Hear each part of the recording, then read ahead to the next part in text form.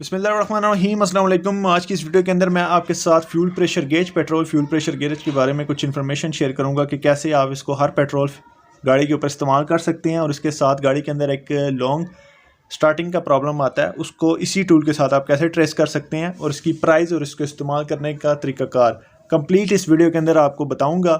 तो शुरू करते हैं इस वीडियो को।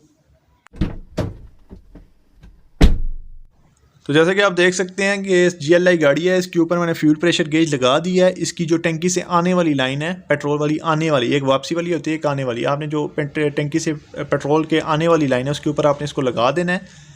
और गाड़ी को कुछ गाड़ियों में इसकी फुल स्विच ऑन करने पर और कुछ पे हाथ 2-3 सिल्फ लगाने पर इसकी जो सुई उठती है, ठीक है, फ्यूल प्रेशर की। अभी एक स्क्रीन पे मैं एक तस्वीर लगा देता हूँ ताकि आपको समझने में आसानी हो जाए।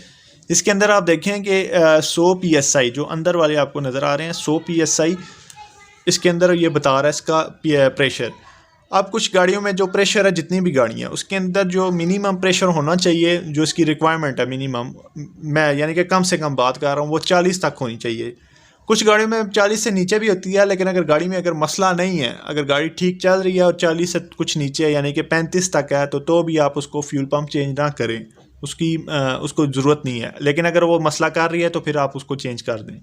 लेकिन इसकी मिनिमम जो रिक्वायरमेंट है, जो ज़रूरत है उसकी, कम से कम वो 40 PSI है, ठीक है। वैसे हम नया फ्यूल पम्प डालते हैं तो वो आपको 80 से 100 तक भी कोई दिखा देता है, लेकिन इसकी जो मिनिमम रिक्वायरमेंट है वो 40 PSI है। कोई भी गाड़ी है, जितनी भी गाड़ी हैं, जितनी भी पेट्रोल गाड़ी है, उसको 40 PSI है।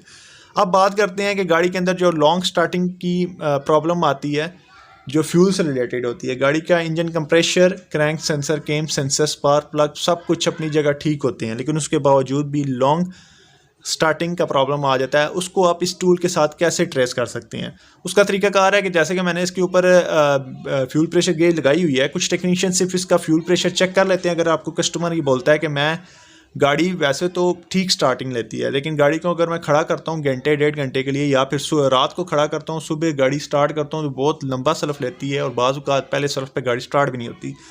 तो इसका जो मसला होता है उसको आप इसी फ्यूल प्रेशर गेज के साथ ऐसे ट्रेस करेंगे कि आपने इसको साथ इसको लगा देना है और फ्यूल प्रेशर जो सुई उठाएगी, उसको सुई जहाँ तक भी उठे, बेशक वो 50 भी दिखा रहे हैं PSI, आपने उसको उतारना नहीं है फौरी। आपने इसी फ्यूल प्रेशर गेज को लगे रहने देना है और गाड़ी का इंजन बंद होगा, ठीक है, इंजन तो वैसे भी बंद होगा। आपने इस फ्यूल प्रेशर गेज को रख देना है और ठीक आपने 5 से मिनिमम 5 मिनट, और ज़्यादा से ज़्यादा अगर फॉल्ट गाड़ी के अंदर मौजूद है तो फिर आपने इसको 10 मिनट के लिए देख लेना है। 10 मिनट इसको छोड़ना है। अगर ये सुई, जैसे कि आप स्क्रीन के ऊपर देख रहे हैं, अगर ये सुई जहाँ पे इसने प्रेशर दिखाया है उससे 4-5 PSI नीचे आई है तो आपका फ्यूल प्रेशर रेगुलेटर जो होता है वो ठीक है। लेकिन आहिस्ता आहिस्ता सुई ये 5 से 10 मिनट के अंदर नीचे गिरी जा रही है, यानी कि अपनी नीचे ही नीचे, यानी कि 10 से 15 या 20 PSI नीचे आ गया। इसका मतलब है आपके जो गाड़ी के अंदर फ्यूल पंप है उसके अंदर फ्यूल प्रेशर रेगुलेटर होता है वो कमज़ोर हो गया है। वो मैकेनिकली कंट्रोल होता है, इलेक्ट्रिकली नहीं होता है। उसके अंदर एक स्प्रिंग होता है, उसका काम ये होता है कि पंप से जितना प्रेशर आ रहा है उसको मेंटेन करते हुए अपने आप को खोलता है, और जहाँ पे पंप कमज़ोर होता है वो अपने आप को रोक देता है, ठीक है। उसके अंदर स्प्रिंग लगा होता है। तो अब इसको ट्रेस करने का तरीकाकार ये है कि आपने इसको लगा के फ्यूल प्रेशर को छोड़ देना है। अगर देखें सुई अपनी जगह स्टिल नहीं खड़ी हो रही तो उसका फ्यूल प्रेशर रेगुलेटर में मसला है। आपने कंप्लीट उसको फ्यूल प्रेशर रेगुलेटर उसका आपने चेंज कर देना, ठीक है।